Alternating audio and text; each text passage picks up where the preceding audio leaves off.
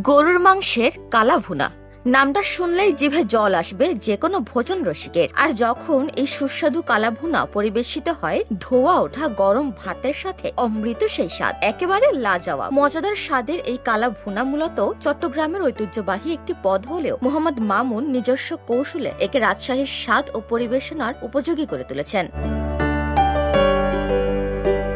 ঝাল ও বাহারি মশলার এক নিখুঁত ভারসাম্যে তৈরি এই মাংস, যা একবার খেলে বারবার খেতে ইচ্ছা করে। জনপ্রিয় এই কালাভুনা বিক্রি করে তিনি মাসে আয় করছেন 10 থেকে 12 লক্ষ টাকা। তার দোকানে কর্মসংস্থান সৃষ্টি হয়েছে অনেক যুবকের। যেটা বাড়িতে মশলা সেটাই আমরা ব্যবহার করি। আপনার এলাচ, দারচিনি, তারপরে আপনার তেজপাত, জিরা গুঁড়া আর একটু ধনে গুঁড়া সামান্য দিই।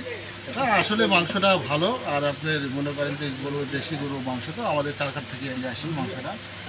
আর মনে করেন যে প্রতি বাটি 6 পিস থাকে 160 টাকা দাম। ইতিহাস ও ঐতিহ্যের শহর রাজশাহী। এই শহরের ভোজন বিলাসীদের কাছে এখন এক পরিচিত নাম মামা ভাগ্নে হোটেলের কালাভুনা। প্রতিদিন দুপুর থেকে গভীর রাত পর্যন্ত তার দোকান ঘিরে থাকে তরুণ তরুণী সহ সব বয়সের মানুষের ভিড়। বিশেষ করে সন্ধ্যায় অফিস ফেরত মানুষ এবং বিশ্ববিদ্যালয়ের শিক্ষার্থীরা এই দোকানে ভিড় জমান। কেবল স্থানীয়রাই নন, শহর ভ্রমণে আসা পর্যটকরাও এখন এই খাবারের টানে ছুটে আসেন। ঐতিহ্যবাহী একটি খাবার যেটা কালাভুনা। আমরা রাজশাহী শহরে বাইরে থেকে বা দূর অঞ্চল থেকে মানুষগুলো আসলেই আমাদের এই কালাভুনা খাই। বিশেষ করে আমাদের রাজশাহী সিটির হাট, তারপরে মরমরিয়া, এভাবে কয়েকটা জায়গা আছে যেগুলোতে অনেক ভালো খাবার দেয়। তার মধ্যে রাজশাহী সিটির হাট আমরা রেগুলারই খাই।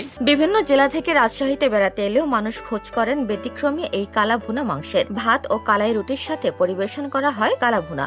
প্রচলিত বিভিন্ন মশলা ভালোভাবে মিশিয়ে দীর্ঘক্ষণ ধরে মাংসকে তেলে ভেজে এই কালাভুনা তৈরি করা হয়, যা স্বাদে অতুলনীয়। দূর দূরান্ত থেকে লোকজন এখানে আসেন কালাভুনা খেতে। স্বল্প মূল্যে লোভনীয় এই খাবার পেয়ে খুশি তারা। রাজশাহীতে যে বিখ্যাত কালাভুনা আছে তার মধ্যে বেস্ট এই মামুন ভাইয়ের সিটি হাটের কালাভুনা। প্রত্যেক সপ্তাহে একদিন তো আসা লাগেই।